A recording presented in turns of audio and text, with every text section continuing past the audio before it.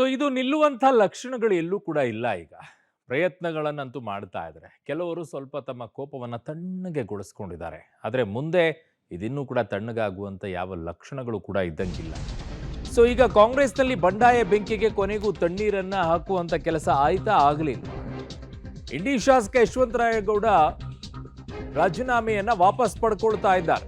ಅಸಮಾಧಾನಿತರ ಮನವೊಲಿಕೆಯಲ್ಲಿ high command ಈಗ success ಆಗಿದೆ. ಕಾರಣ ಮೊದಲನೇದಾಗಿ ಹೋಗಿ ರಾಜೀನಾಮೆಯನ್ನು ಕೊಟ್ಟಿದ್ದೀವ್ರೆ. ಶಾಸಕ ಸ್ಥಾನಕ್ಕೆ ರಾಜೀನಾಮೆ ಕೊಟ್ಟರು. ಇವತ್ತು ಯೂ ಟರ್ನ್ ನೋಡಿದ್ರು. ಸಿಎಂ ಡಿ ಕೆ ಶಿವಕುಮಾರ್ ಮನವೊಲಿಕೆಯ ಬೆನ್ನಲ್ಲೇ ರಾಜೀನಾಮೆಯನ್ನ ವಾಪಸ್ ಪಡ್ಕೊಂಡಿದ್ದಾರೆ. ಈ ನಿಟ್ಟಿನಲ್ಲಿ ಕೆಪಿಸಿ ಅಧ್ಯಕ್ಷರು ಪ್ರಯತ್ನವನ್ನ ಮಾಡಿದ್ರು. ಅದಾದ ನಂತರ ಮುಖ್ಯಮಂತ್ರಿಗಳು ಪ್ರಯತ್ನ ಮಾಡಿದ್ರು. ಕೊನೆಗೂ ಕೂಡ ಈಗ ತಣ್ಣಗ ಆಗಿದೆ. ಸೊ ಕೊನೆಯದಾಗಿ ನಿನ್ನೆ ಹೇಳ್ತಾ ಇದ್ರು ಅವರು ರಾಜೀನಾಮೆ ಕೊಡೋ ಟೈಮಲ್ಲಿ, ನಾನು ಒಂದು ಸಲ ಡಿಸೈಡ್ ಮಾಡಿದ್ರೆ ಮುಗೀತು, ಯಾವುದಕ್ಕೂ ಕೂಡ ನನ್ನ ತಲೆ ಬಾಗೋದೇನೇ ಇಲ್ಲ, ವಾಪಸ್ ತಗೊಳ್ಳೋ ಮಾತೇ ಇಲ್ಲ ಅಂತೆಲ್ಲ ಹೇಳ್ತಾ ಇದ್ರು. ನಾವು ಅವತ್ತೇ ಹೇಳ್ತಾ ಇದ್ವಿ ಅದು ಹಂಗಿರುತ್ತೆ, ಆಮೇಲೆ ಅದು ಬದಲಾವಣೆ ಆಗುತ್ತೆ ಅಂತ.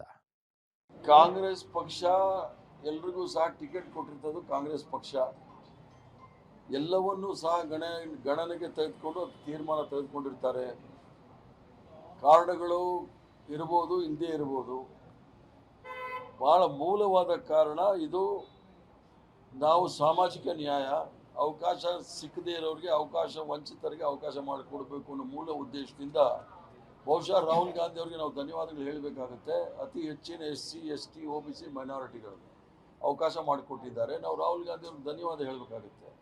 ಕೆಲವರು ಕೈ ತಪ್ಪೋಗಿದೆ, ಇಲ್ಲ ಅಂತ ಹೇಳೋದಿಲ್ಲ. ಈಗ 5 ಟರ್ಮ್ ಆಗಿರೋರು ಇದ್ದಾರೆ, 4 ಟರ್ಮ್ ಇದೆ, ಯಾವಾಗ ಅವಕಾಶ ಸಿಗುತ್ತೆ ಅನ್ನೋದು ಅವ್ರು ತಿಳ್ಕೊಂಡಿರ್ಬೋದು.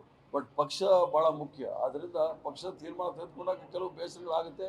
ಅದೇನು ಭಾಳ ಗಂಭೀರವಾದ ವಿಚಾರ ಅಲ್ಲ, ಸರಿ ಹೋಗುತ್ತೆ.